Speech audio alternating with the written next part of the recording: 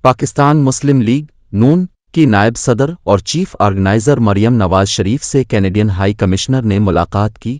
ملاقات کے دوران مریم نواز شریف اور کینیڈین ہائی کمشنر لیسلی سکینلن نے باہمی دلچسپی کے امور پر تبادلہ خیال کیا۔ مریم نواز شریف نے آمد پر کینیڈین ہائی کمشنر کا خیر مقدم کیا۔ انہوں نے کہا کہ پاکستان اور کینیڈا کے درمیان جمہوریت سمیت مختلف شعبوں میں بہترین دو طرفہ تعلقات استوار ہیں۔ کینیڈا میں مقیم پاکستانی دونوں ممالک کے درمیان دوستی کے رشتوں کو مزید مضبوط بنا رہے ہیں۔ مریم نواز شریف نے کہا کہ وزیر اعظم شہباز شریف نے بیرون ملک پاکستانیوں کے حقوق اور سہولیات کے لیے جامع پیکیج دیا ہے۔ بیرون ملک پاکستانیوں کی جائیدادوں سے متعلق مسائل حل کرنے کے لیے خصوصی عدالتیں بنا رہے ہیں۔